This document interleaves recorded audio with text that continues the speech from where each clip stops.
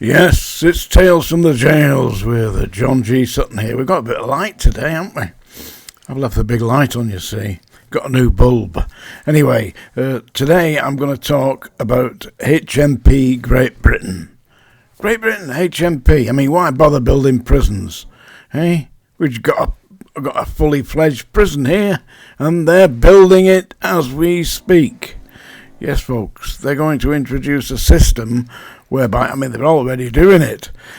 All the, your CCTV cameras that you've got in the front of your house, the cameras that you've got in your car, believe this or believe it not, what the government has got planned is linking all these to a central computer so that they've got access in the event. I mean, it's obviously they were attempting to deal with crime, but selective crime. That's my gripe, you see. It's selective crime.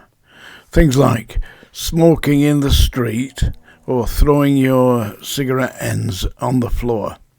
I mean, I realise it's a dirty, filthy, horrible habit to do that, but people do it. I mean, and should they be put in prison for that? No, I don't think so. I mean, go back to the 1950s, 1960s, when 70% of the adult population of Great Britain were actually smoking. I believe we're down to something like 20% now.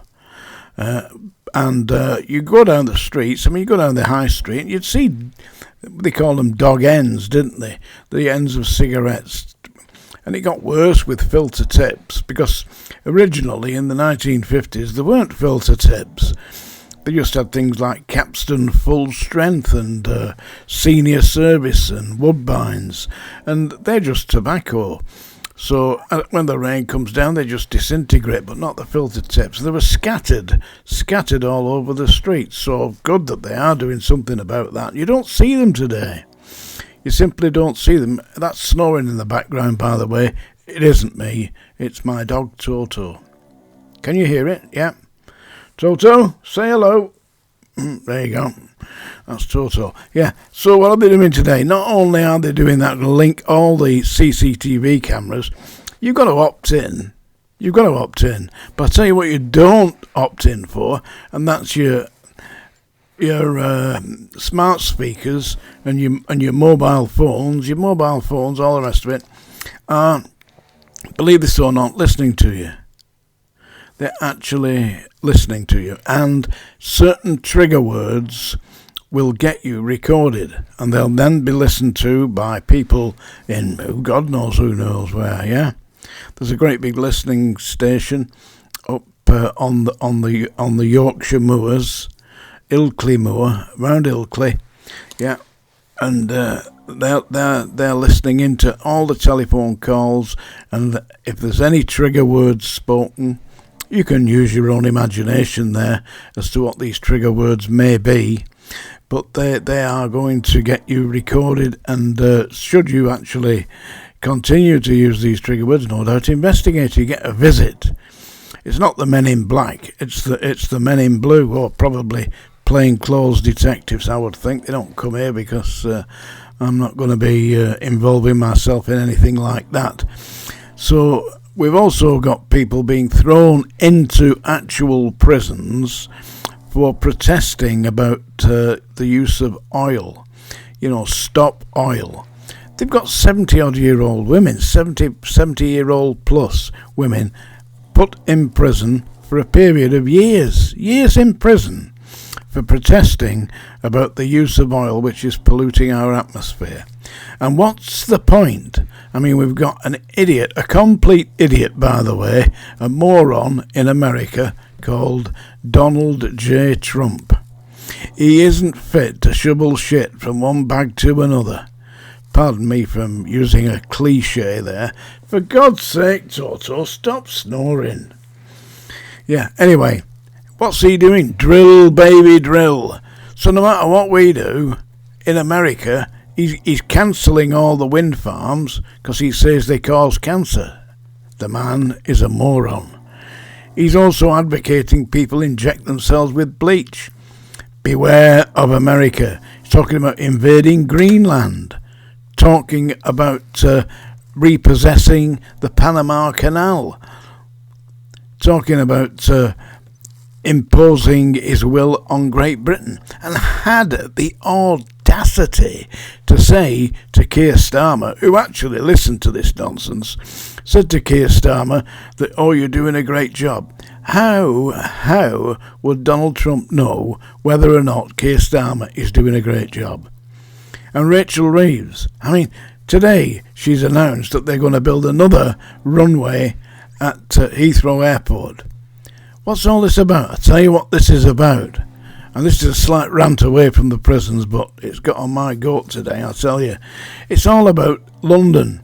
It's all about the southeast. It's all about building the economy, the British economy, around the southeast, because that's where Rachel Reeves, that's where, and she lives in a £4 million mansion apparently, in the middle of London.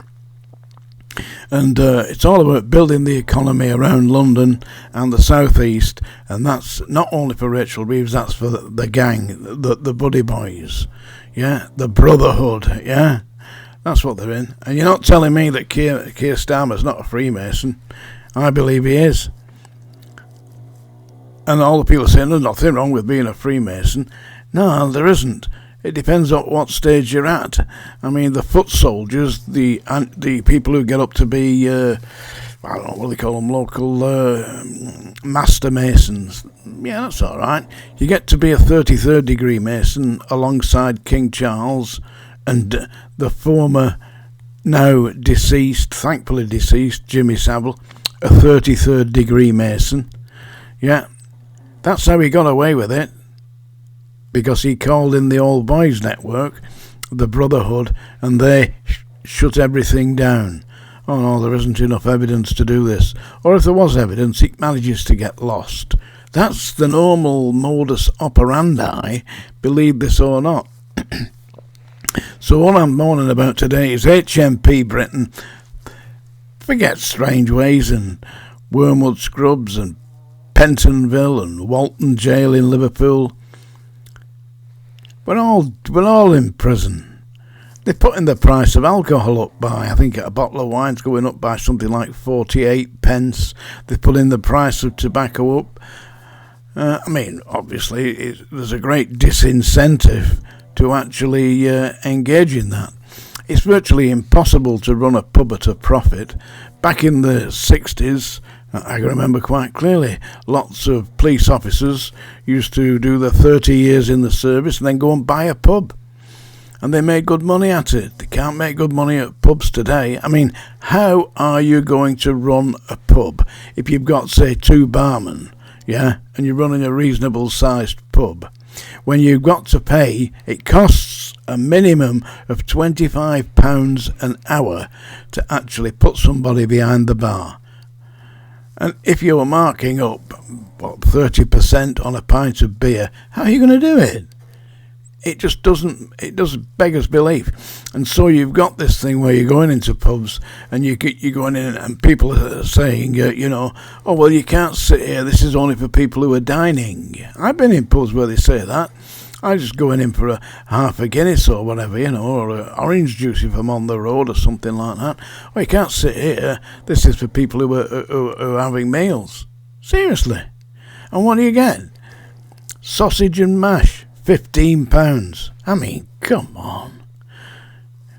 Ridiculous. HMP Great Britain. And you're welcome to it. I tell you, if I was a younger man, I'd bugger off. I'll tell you something else that's happening around the world. Billionaires are building themselves nuclear-proof bunkers because they know something is about to kick off. Something else I heard that from a reasonably reliable source is that Iran are teaming up with North Korea and China to deal with Israel. Quite what they're going to do, I haven't been advised. I mean, I wouldn't be advised, would I?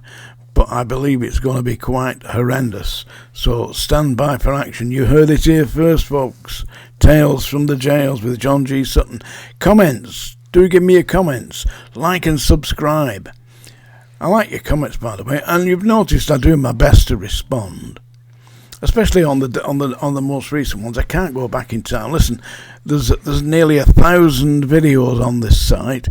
Go back in, just type "Tales from the Jails" and have a look. There's nearly 1,000 videos, all manner of subjects dealing with scumbags, riff-raff, shithouses, and all manner of trollops that are in the prisons, and the disgusting system that's run by the government. I mean, Nigerian prison officers coming from Africa, do they hold the King's warrant? When I joined the prison service, you were subject to the Official Secrets Act, and you were issued with a warrant that gave you all the powers of a police officer. Are they doing that with these Nigerian prison officers that are coming over? People from Nigeria can get a big heart of steak. They can't speak English. They give them the King's warrant. What's going on? Anyway, it's that time of day, folks. Do please like and subscribe. And that's the song dinger. Catherine actually says she's like my singing. Catherine, I'm expecting to see you on the sick parade tomorrow morning. If you like this one, alright? Anybody else who likes it, turn up. I've got the answer. And this is a song by a guy I like a lot. Well, I used to like him a lot anyway. Glenn Campbell. Do you know I used to work with my old oppo, the pervert, the child molester, PJ Proby. He used to be in a group called the Moondogs, I think it was, in Hollywood. And he was a session musician, was Glenn Campbell, before he made it into the big time. And this is perhaps his most famous song. That I'm apologise, mate. You're in the great world beyond. So I'm going to do this, no favours. This is Wichita Lineman. I am a lineman for the county, and I drive the main road, searching in the sun for another overload. I hear you singing in the wire, I can hear you through the wine, and the Wichita lineman is still on the line. I know I need a small vacation, but it don't look like rain. And if it snows, that stretch down south won't ever stand the strain. And I need you more than want you, and I want you for all time. And the Wichita lineman is still on the line. Well, there you go. If you're crying now, I expect you're looking for a line yourself. The only line I can recommend is that'll do the trick. Tales from the Jails.